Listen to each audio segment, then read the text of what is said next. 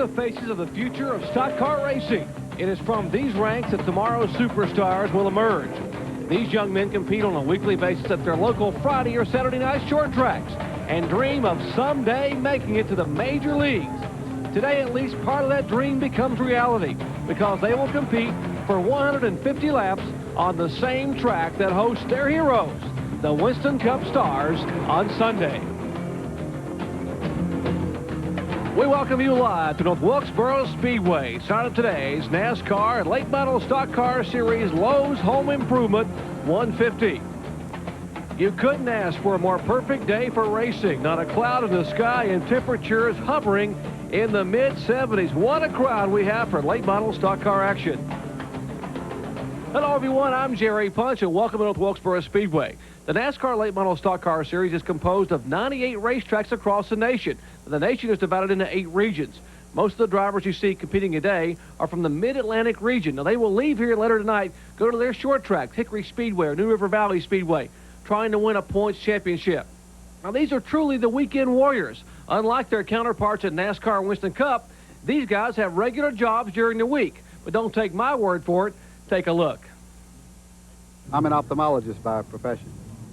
What's that? An ophthalmologist is a medical doctor who specializes in diseases and surgery of the eye. And we manufacture computer room power centers. Brake cap tires.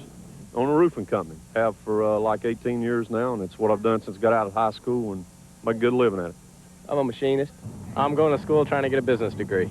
Put up patio covers and carports. I'm a machinist at American Crane. I make parts for cranes. I'm a building contractor in Durham and Creedmoor. Clean out septic tanks. Now what do you do?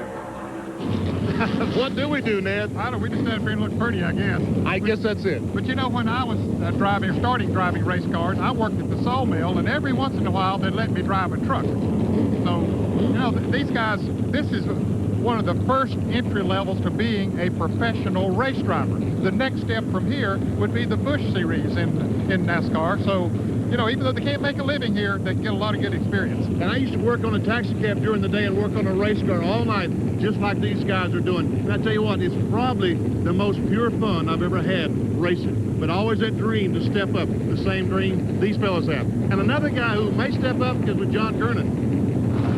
Well, Benny, Mike Dillon, who won this race last fall, is on the pole. His dream, as he told us last fall before rolling out for this race, was that he wanted to move up into Busch Grand National Racing this season. Well, next week at Hickory, he will make his Busch Grand National debut, the first of what he hopes to be 5 appearances on the Busch circuit this year, then next year, possibly moving up to full-time. But at 30 years old, many people say Mike Dillon has a strike against him as far as making it to the Winston Cup Series. But with the support of his father-in-law, Richard Childress, you got to believe, Jerry, that the count has been even. Boy, what an ace in the hole to have Richard Childress as your father-in-law helping your career move along. And there is historic North Wilkesboro Speedway. Take a look. It is 5/8 of a mile around, 0.625 miles to be exact. The front stretch and back straightaway equal at 670 feet. The degrees of banking, 3 degrees of straightaways, 14 degrees of turns, but the difference is the elevation. 12-foot drop from turns 3 and 4 to turns 1 and 2. Back with the starting lineup in just a moment. Back at North Wilkesboro Speedway, take a look at our Suzuki starting lineup. There is Mike Dillon. You heard John talk to a moment ago. He won this race back last fall. 30 cars will start today, and qualifying was extremely tight. Extremely tight. These cars almost like the Winston Cup cars for tightness in qualifying, Ned. And we have some good drivers back through the field that have experience here and at other racetracks too. Been big winners on some of their weekly tracks that you talked about. There's Mark Setzer starting in the field here today. Really, most of his experience has been in the limited sportsman division in the past.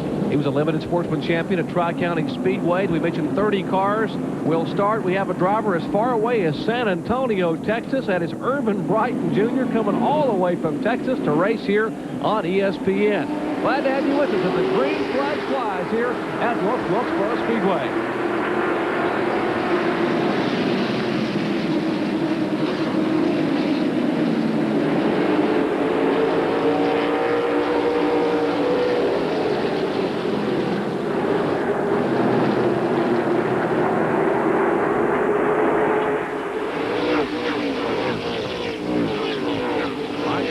Little time. time to be able to assert himself at the front of the field here in that car number 2, the GM Performance Parts Pontiac Trans Am. David Grimes running in second spot, and the youngster Nathan Butchie, 19 years of age, is challenging for that position. Yeah, he's getting a good run off the corners, Jerry. He gets up alongside of the car number 39 going into turn 1. Let's see if he can make the pass.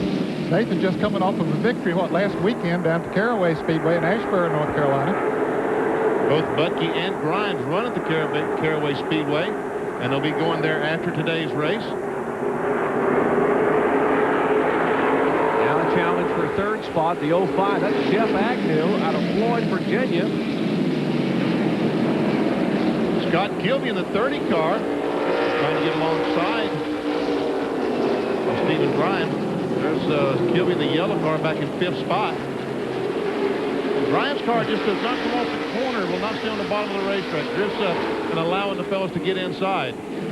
Now he goes into the corner low enough, but you're right, Benny, when he starts off the corner, the thing pushes up with him. It's Ronnie Thomas in the 1 car, and Johnny Rumley, and the 1 car is Johnny Rumley. The 12 car is Ronnie Thomas.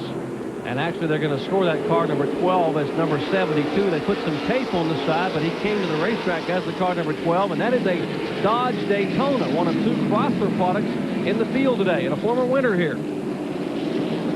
Kevin Prince in the 87. Out of Wilmington, North Carolina, the orange car, yellow car. Mark Setzer, the name is talking about folks. And here's David Blankenship in the car number 31, the red and white numeral. That is a Ford Thunderbird, the Parker Home Improvement Ford Thunderbird, and he's making a move. The only Ford in the starting field. He started back at 9th spot, and he is a former winner here at North Wilkesboro Speedway.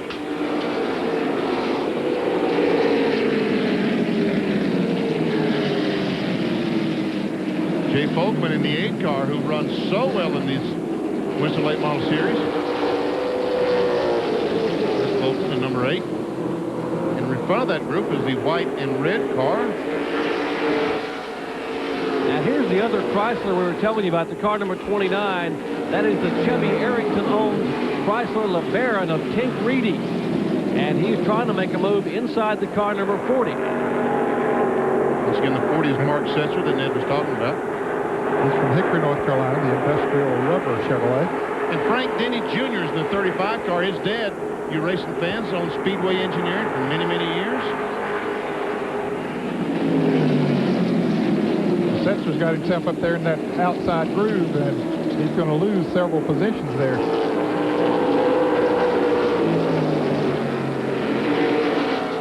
There's 4th, 5th, and 6th. Scott Kilby's been able to get by Grimes. That's Kilby at 30, Grimes at 39.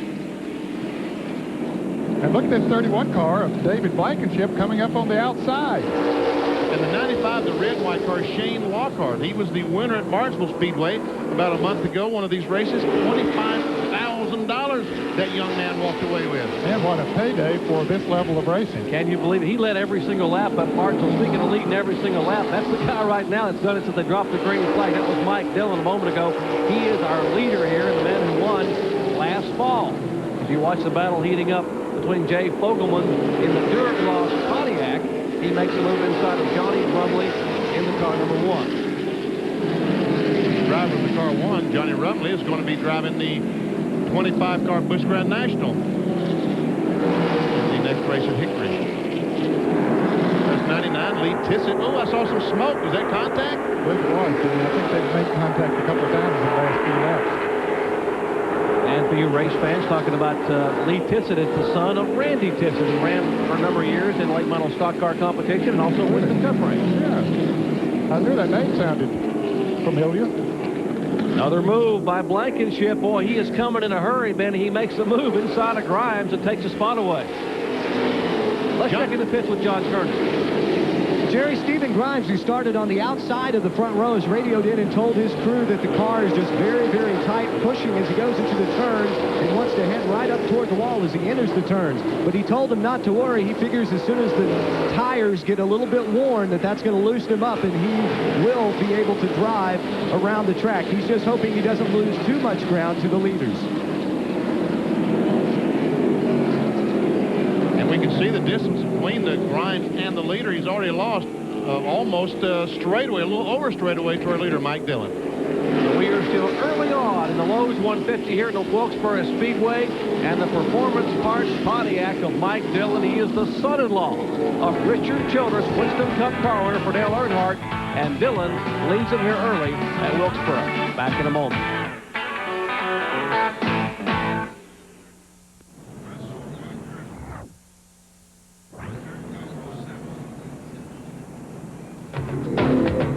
Our Speed World coverage of the Lowe's 150 is being brought to you by Quaker State, the intelligent oil for longer engine life. By Suzuki. Your Suzuki motorcycle and ATV dealer has the ride you've been waiting for and the financing to get it. And by NASCAR 94 Year in Review. To order, call 800-71-NASCAR. Here at the Wilkesboro Speedway, John Kernan, Benny Parsons, Ned Jarrett, and yours truly, Jerry Punch, bringing you exciting NASCAR late model stock car action. We're under caution due to a spin down in the turns 1 and 2 by Albert Anderson in the car number 07. Getting set for green flag racing. Glad to have you with us as Mike Dillon, our pole sitter, leads him down into turn 1. And man, they are jockeying for position back in the back, trying to get a jump on these starts as Tank Reedy gets on the outside, and he's going someplace in the 29 car. There's Kilby trying to take over third place. Ooh, boy, they came awfully close going into that turn because the car 05 of Jeff Agnew had that position and wanted to keep it. They shuffle out of turn 2, and they will go uphill to the backstretch to turns 3 and 4. There's a 12-foot difference in elevation between turns 3 and 4. So when we say they're going down the front straightaway, we literally mean down the front stretch. And there they are going down the front stretch. Into turn 1. Now they'll turn, and as Jerry Punch said, they'll start up the hill, up the backstretch. Scott Kilby takes a look to the inside of Jeff Agnew. Ned Jarrett a moment ago pointed out that battle heating up. Yeah, he has a little more speed up the backstretch, Jerry, but he just doesn't have enough to get totally up the side of the car of Jeff Agnew. After watching this race, I'll tell you that the 18 car of Doug Malden was black flag for jumping the restart as Ronnie Thomas in the black 72 it is goes by Shane Lockhart. Lockhart had been losing some spots. He qualified 4th. Now, to his defense, as you see Tank Reedy's car number 29 come by, that's the Chrysler LeBaron. Lockhart, as you heard Benny mention, who won the race 2 weeks ago at Martinsville Speedway. He had never been here before. His first time ever to Wilkesboro Speedway. Well, that'd be like, I guess, a Busch driver going to Daytona for the first time. Because to them, this is a super speedway. The biggest thing they race on. That's 10th, 11th, and 12th spot as now Lockhart gets high, and Reedy tries to get underneath him coming off turn 2. Well, he has that fender along there. And still the 30 car of Scott Kilby still trying to pass the 05 of Jeff Agnew. They have really been going at it. And now he's got to run. He might have it this time. Yeah, I believe they touched a little bit, but is he up there enough? Yep. Agnew stays out, gives him the running room down on the inside this time, and with the inside grooves, Kilby should be able to, yes, he does, make the pass. There we see Tank Reedy on the inside of Shane Lockhart, I should say. And all these guys are saying, why couldn't we outrun this guy in Martinsville for that big money? Lockhart led 202 of a 200-lap race. That's hard to do. But they can't finish these races under caution, so they had to run a couple extra laps, and he led from flag to flag, but he's struggling today in a track he had never been to before as they vie for 10th spot. Lockhart up high, and Tank Reedy on the inside, and that's Max Prestwood there watching the battle in front of him. Let's check in the pits with John Kernan. Jerry, you're talking about Shane Lockhart. See, here at North Wilkesboro, they've been fighting a tight condition. But yesterday, after qualifying, he left the track, flew back to Richmond, got there at 7 o'clock, got to the Southside racetrack, missed qualifying by 2 minutes, so he had to start the race from the back of the pack.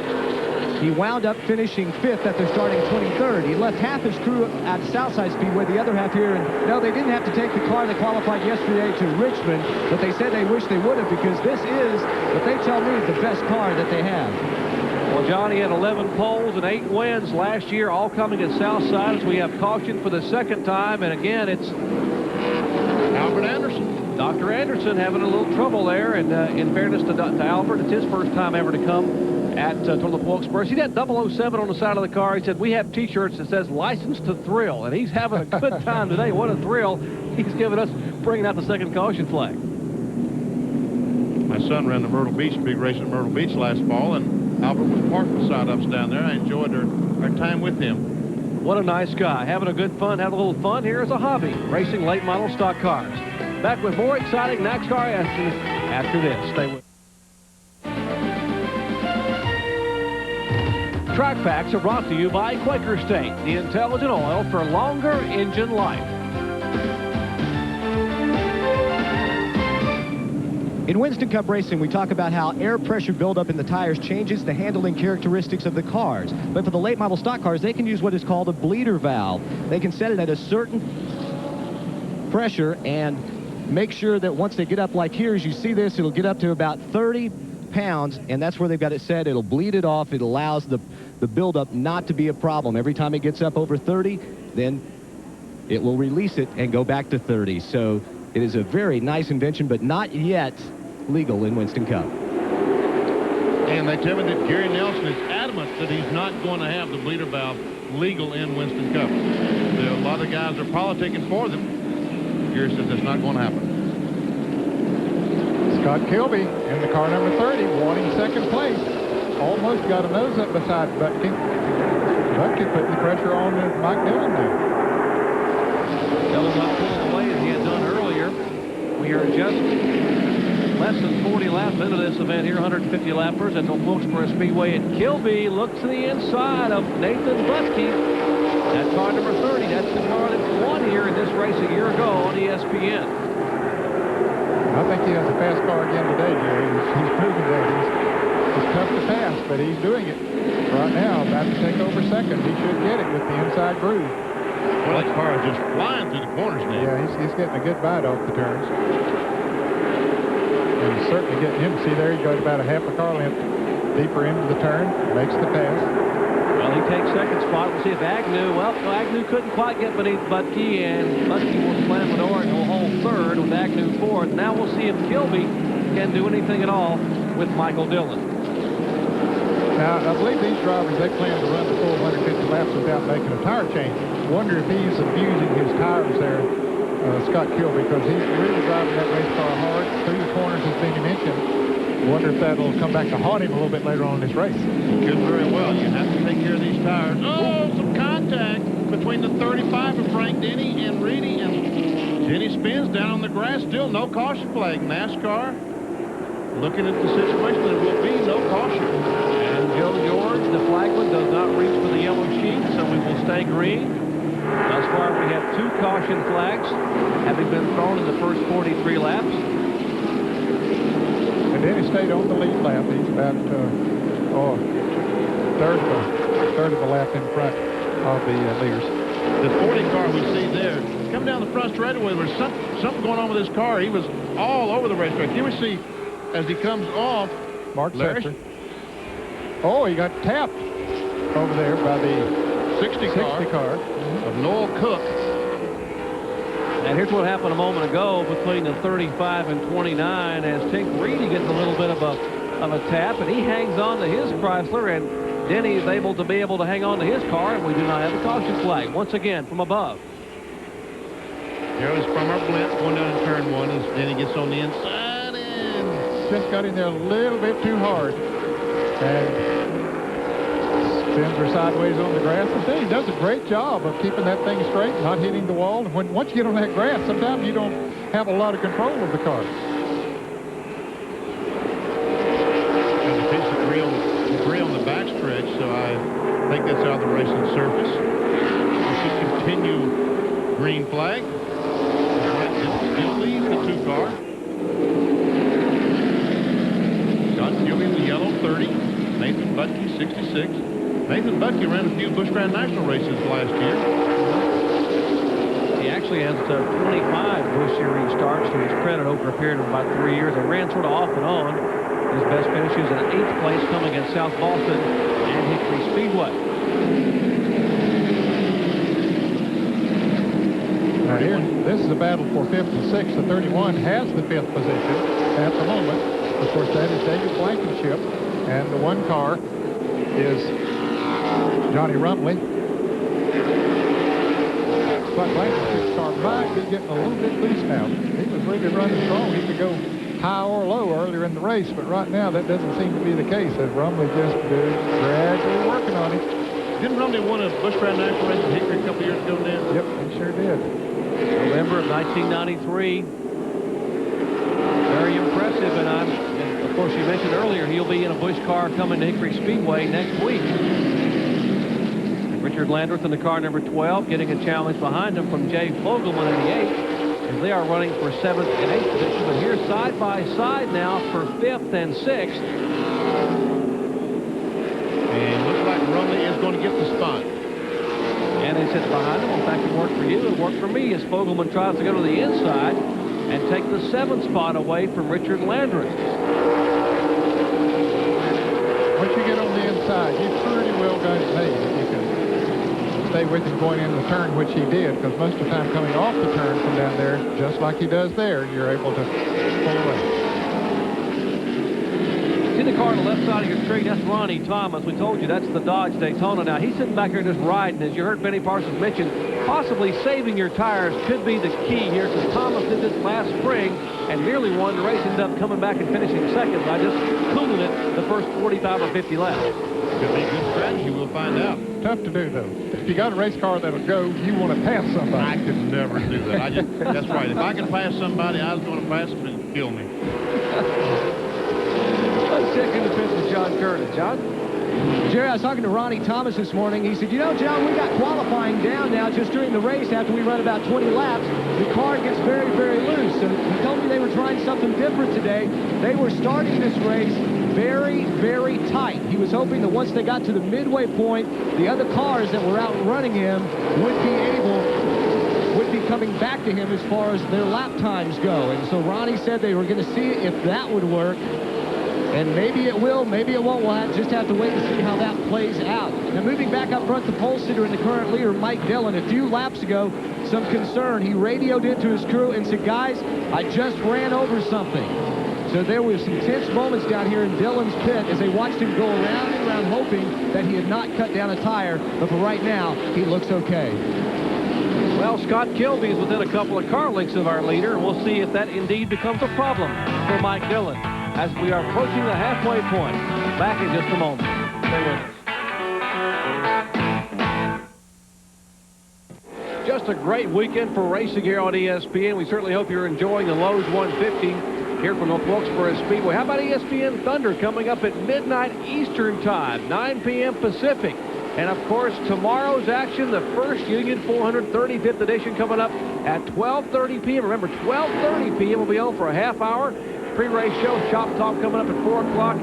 Then ESPN2's Grand Prix of Argentina. Formula One action coming up at 9 p.m. Eastern Time tomorrow night. The North Wilkesboro Speedway has something new this year. A new pit entrance and a new pit road. We see that's the entrance going in turn 3. The cars will drop off the pace down the back straightaway, enter turn 3, and the pits will start immediately. And there's pit road on the inside. All the pits are in concrete. There we see a couple of cars sitting on pit road as the cars continue on around the racetrack. And then, exiting turn 1, the pits stop. And Ned, I applaud the folks here at Speedway, the North Wilkesboro Speedway, for making one pit road. Oh, I agree with you, Coach. I know that you've talked about that for a long time, that there shouldn't be pits on the front and the back. Hey, we got a lead change. Guess what? Scott Kilby in the 30 car has taken the lead from Mike Dillon. And Benny, here's how it happened a moment ago. Now, Dillon, the car number 2, left side of your screen, running up on some slower traffic. As Kilby on the right side of the yellow car with the black number 30. He simply goes to the inside. And Noel Cook in the 60 carries the leader. Dillon up the racetrack, and that allows Kilby to get by. And Nathan Bucky almost got by, but not quite. So Scott Kilby doing what he did a year ago, then. Yeah, he has taken off right now since he got out in front. And we had, while we were on commercial, Tink Reedy, his car slowed, coasted around back to the pits, and John Kernan is with him.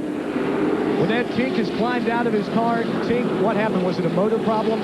Yeah, the motor tightened up coming off of turn 2. I looked up in the mirror, and the guy that was behind me, he was just eating me up a straightaway. And I felt the motor tighten up, so I just shut it off. All right, thank you, Tink. Jerry? And we have a crash on the racetrack involving a couple of cars. The caution is out. Johnny Rumley has gotten the short end of that deal. There is Rumley's car number 1. Is Bruce and Barry Sweeney on Chevrolet has come to rest against the wall, and he was involved with another car. Noah Cook was also involved, the 60 car that we saw just a moment ago. Let's see if in replay we can see what happened. There we see the 60 car. They're 3 abreast. He goes in, hits the one, and continues on with him, and watches he goes up. He almost climbs on top, see, but he drives away, and Rumley's car, some heavy damage. All right, we'll take a look a little further back at the track as you go into turn 3. As Benny said, there were 3 abreast. Boy, that's tough to do. The 60 car just gets into Rumley in the car number 1. And as you said, Jerry, Rumley got the short end of that deal. Well, Noel Cook is 59 years of age and owns a garage in Hickory, North Carolina, repairs cars. He's got some work to do on his car right there. He ran back in the 60s and 70s at Hickory Speedway and has just started running late model stock car competition at the young age of 59. Enjoying himself here at Wilkesboro Speedway, but not having a lot of fun right now. Back with more in just a moment. Moments ago at Wilkesboro Speedway, caution because of this incident here involving the 1 car. Let's listen.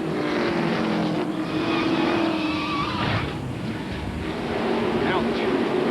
And we have gone back to live action. That had to hurt Johnny Rumley a little bit. Fortunately, he climbed out of the car. The race car has been up, and he's going to be okay. And the signal was given last time around halfway. 75 laps completed, 75 to go. And we have 15 cars in the lead lap as we get ready to do this last half of the race. Richard Landers in the 12, Jay Bowman the 8. Jimmy Haley in the 4 car, the green and white car on the inside.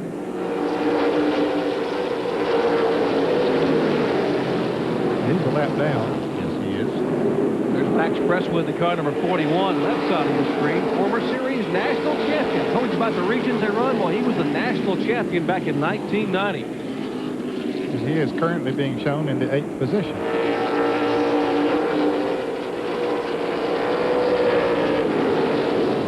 We talked about that. Maybe we're just trying to take it easy. He's halfway there. He needs to start forward if he's going to try to win the thing today.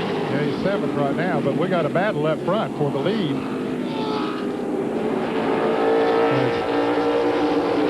Mike Dillon puts the pressure on Scott Kilby.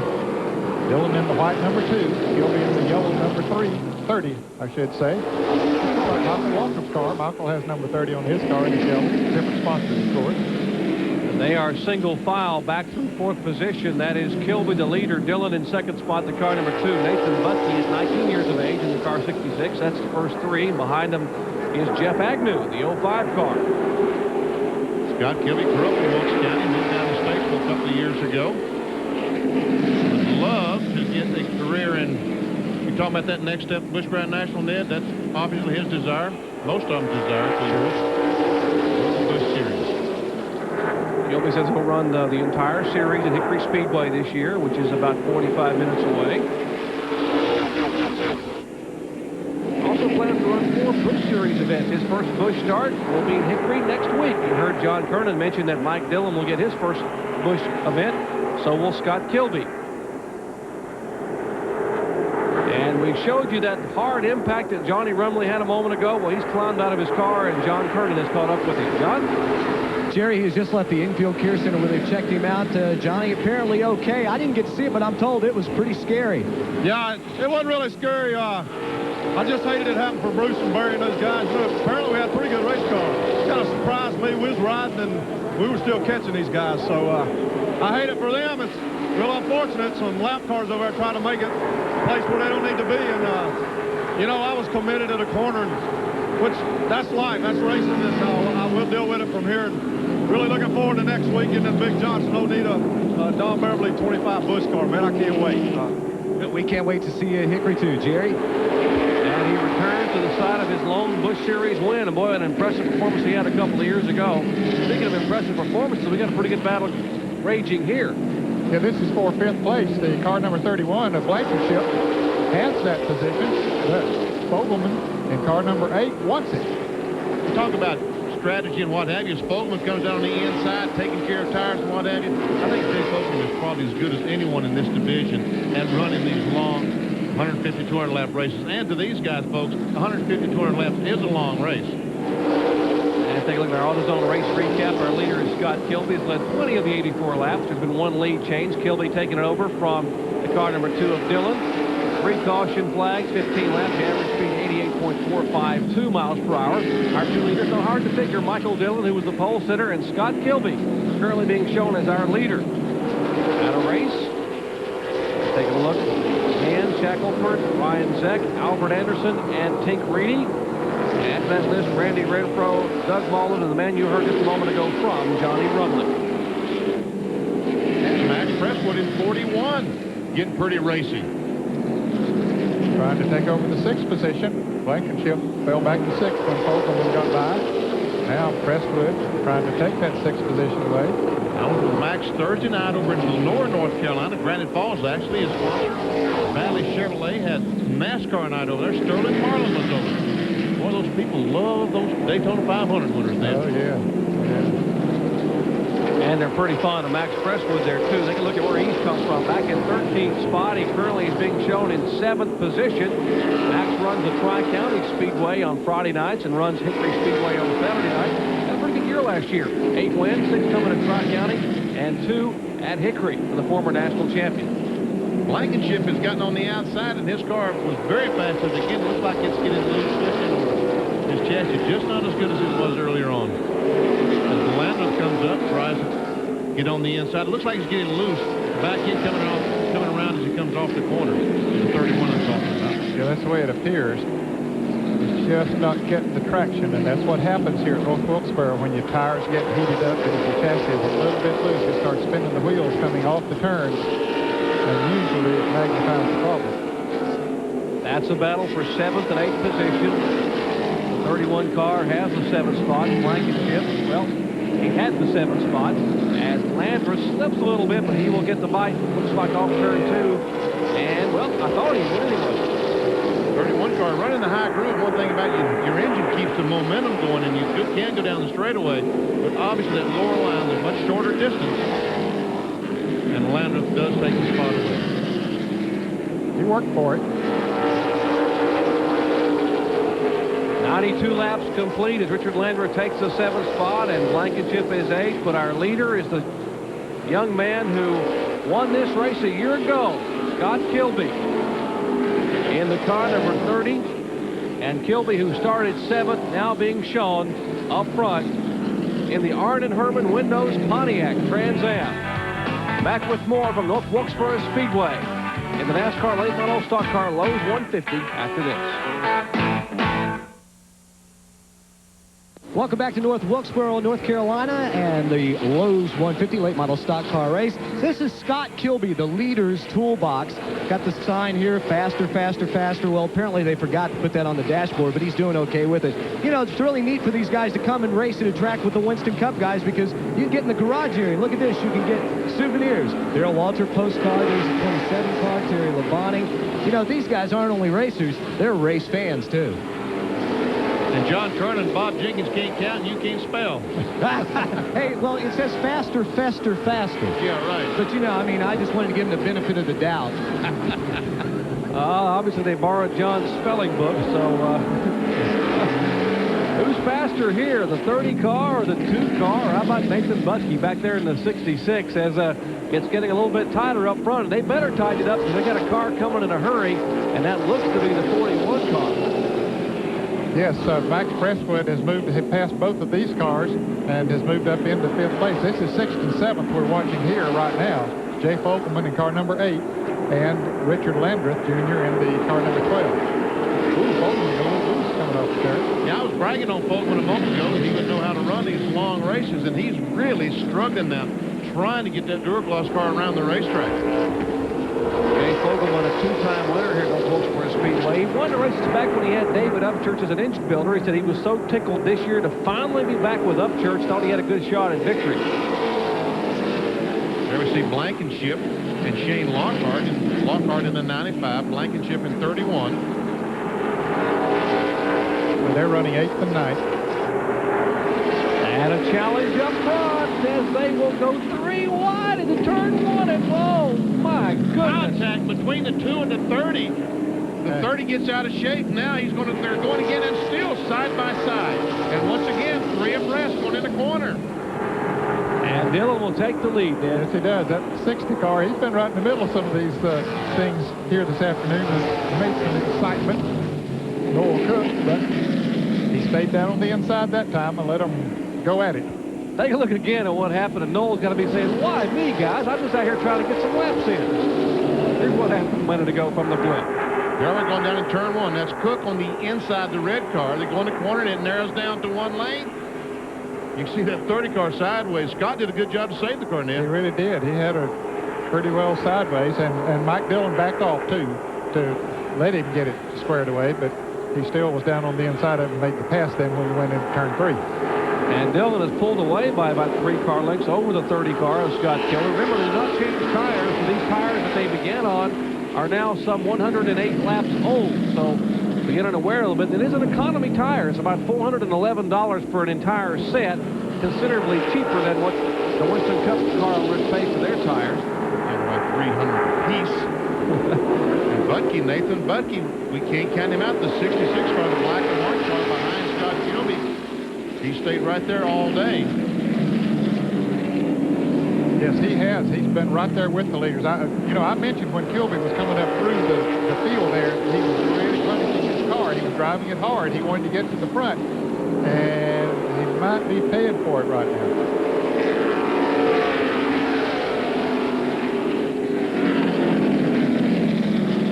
Looks like you're right that Butke, the car we just saw, the red and white car we just saw go out of the screen, there he is. That's Jeff Agnew. He's still in the race as well. That's our 4th place car. It looks like right now that Nathan Butke might be a little quicker than the 30 car through the corners, especially. Yep. Thought he's going to be able to get it beside of Scott, as Scott wiggled a little bit up coming off of turn 4. But boy, look at that car.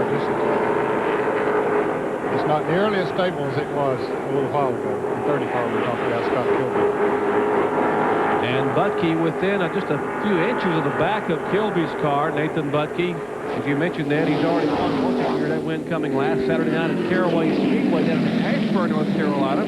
He has 2 seconds and 2/3 already in 1995, and that car is certainly dialed in. Carl Northrup, the crew chief, has that car number 66 dialed to the bottom of the racetrack. But Nathan needs to take it up a little bit higher in the center of the corner to get him a run off. He's having to press the car too sharp once he gets off of the turn, staying so low right there. So you can't get traction coming off. See the back end brake? You can't get traction. You got to let the car sort of stay straight and come out towards the wall. Yeah, the 30 car's out there, but if you get back and get a run of him, he's obviously faster right now. But it's going to be, and he's also abusing the tire. It's going to be tough to make that pass, trying to cut that car that short coming off the corners. That's a good point. These are 2-barrel carburetors on these engines here. They only pull about 345 horsepower. So then if you bind it up, it's hard to get off the corner. It really is. You've got to run the car free through the corner. We can see how much distance that the leader, Mike Dillon, since he passed Kilby a moment ago, we can see he's pulled away almost straight away. And the laps are winding down, so right now Bucky needs to get by as quick as he can. 35 to go for that young man right there, 30-year-old Mike Dillon, trying to make it his 2nd win, and these guys are trying to track him down as the battle continues to wage for 2nd spot as Butke now tries to get to the inside, and he may have a shot, Ned. He may have heard you. The car drifting up a little bit. That's Kilby's car getting higher, but then Kilby gets the momentum. Yep. He had the preferred groove coming off the turn because he kept his momentum up.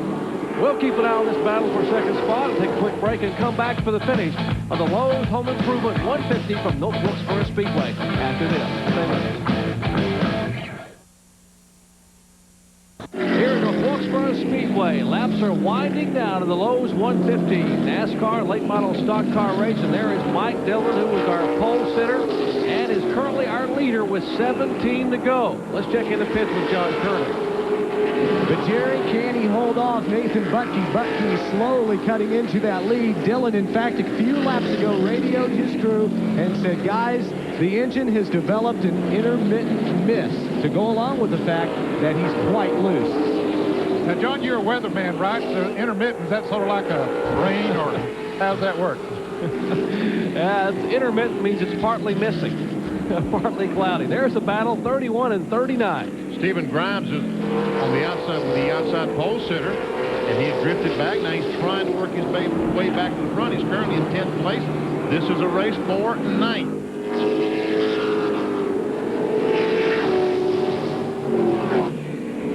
David Blankenship in 31, Stephen Grimes in 39.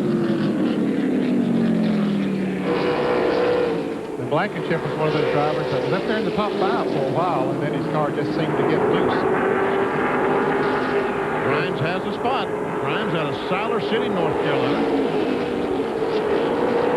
He's already got one win to his credit in 1995. That coming 2 weeks ago at Caraway Speedway. As you watch the battle now between, well, on the racetrack, the car number 41, Max Presswood, zoops by. The car number 35 just being shown a lap down. And he's being shown, what, in 6th position? That's right. The 41 car is in 6th position. Frank Denny is the lap down in 35.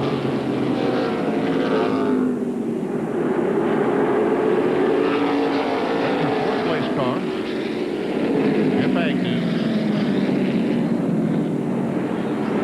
I'm sorry. There's the car number 30 of Scott Kilby. He is in 5th position. I think our monitor blew up here. Yeah, actually, Max Presswood's in 5th position.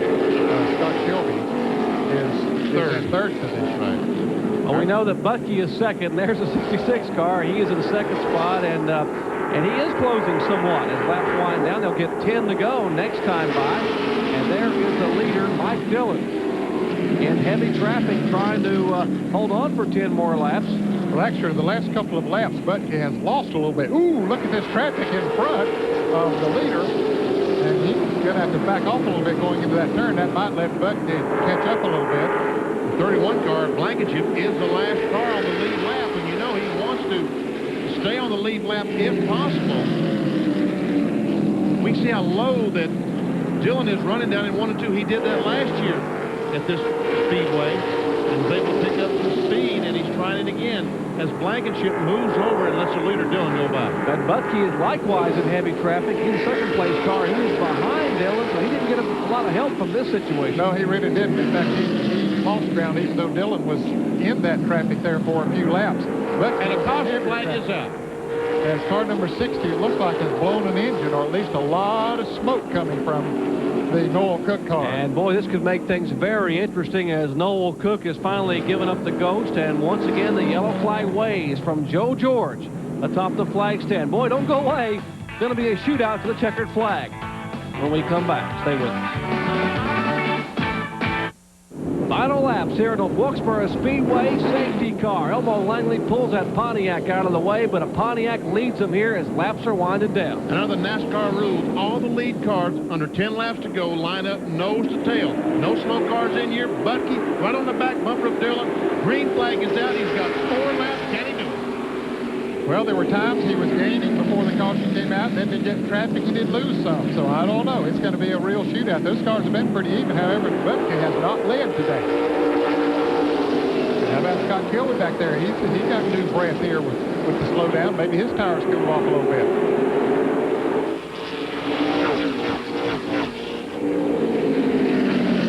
Bucky took a look coming off turn 4. Could not do it. Oh, he pushed up a little bit coming off 2. Lost a little bit of ground. Aero Pontiac Trans Ams as we have a pass back here. 41. Max Presswood takes the 4th spot away from Jeff Agnew. And we see all the cars back. That's Richard Landers in 12, Jay Fogelman in 8. The guys, they're going to get the white flag the next time by, aren't they? Yes, they are. A lap and a half to go. Half a car length is Bucky in 2nd spot. Kilby another half a car length back in 3rd as the white flag waves for pole sitter Mike Dillon. Bucky's just not getting off the turns the way he did a little bit earlier. I think his tires maybe are pretty well used up. See, he gets in the turn good. Really gains on him. Look there. Wow. Goes right up on him. But coming off the turn, Dillon will do it and win it. Too little, too late, but a great job by Nathan Butke. Just couldn't quite get it done, and Mike Dillon, the 30-year-old driver, will take his Pontiac, the Performance Parts Pontiac, to victory lane for the second time in his career here at Wilkesboro Speedway. He is the winner of our Lowe's 150. Let's go down to John Kernan, who's standing by with Dean Johnson. Dean, 2 in a row. Congratulations, although he had his work cut out for him here late in this one. Well, all the guys with the GM Performance Part Pontiac have worked hard this winter, and I want to say thanks to all the guys, because without them we couldn't have done it. Mike done a good job today. We just worked hard all winter. That's what it takes. Now, you're speaking of working hard, you also been working hard on the Busch team, getting ready to go to Hickory for next week. This has got to get you pumped up for that debut. Right, we've probably spent a little over half our time on that Busch deal there. That's what's really going to count to make us to the future. Well, I know he doesn't look real excited right now. Maybe a little bit nervous, but Jerry, these guys are really pumped up.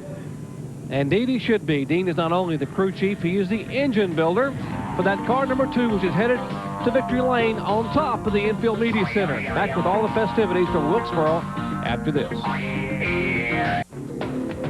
Our Speed World coverage of the Lowe's 150 has been brought to you by Valvoline, the #1 choice of America's top mechanics, and by the more than 1,000 AutoZone stores across America. AutoZone, the best parts in auto parts. And here's our winner as festivities get cranked up in victory lane, and John Kernan is down there. John? Mike Dillon stepping out of the car, a wave to the crowd. Mike, congratulations. You got past there, and you got around Scott Kilby. You had to work really hard at the end to keep Nathan Butke from passing you. How difficult was it? It was pretty good there. I mean, we had a good car at the end, and that caution we didn't need, but I saved my tires a little bit while we were running up through there, and luckily I had enough there at the end. I was really worried about Scott Kilby the whole day, and we knew he'd be good, and you know, there at the end, I didn't mean to get into him up there, the lap car. We all kind of got together there, but congratulate Nathan and Scott both for good runs today, and this GM Performance Parts Pontiac done it again. 2 in a row here. Richard Childers sitting up on top of his Winston Cup hauler, I noticed. How much advice did he give you out there today on the radio? He just, you know, he kept calling out some intervals and told me I needed to get down on the green part of the track some, and then, you know, just told me to pay attention and tell me when to pick it up and everything. And once we got to going where we were at least holding our own with them, we didn't try to pick it up anymore, saved our tires. You know, that's what he told me, try to save my tires for the end in case we had to race, and fortunately we did and had a little bit left. Well, a big victory for Mike Dillon, Jerry, who next week will make his Busch Grand National debut. He gets a handshake from his car owner and father-in-law, Richard Childers. As you take a look at our results, John, Mike celebrates in victory lane. Nathan Butke finishes 2nd. Scott Kilby is 3rd. Max Presswood 4th. And Jeff Agnew was 5th.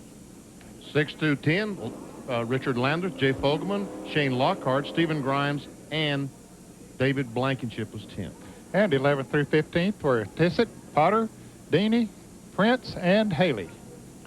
As you look at the rest of our starting lineup, 30 cars started. One great move, you might mention, it started 27th. That was the car number 14. Mike Potter ended up finishing 12th, and what a move Potter had, young man from across the mountains in Johnson City, Tennessee. Once again, festivities continue in victory lane as you look at the winner of today's Lowe's 150, 30-year-old Mike Dillon.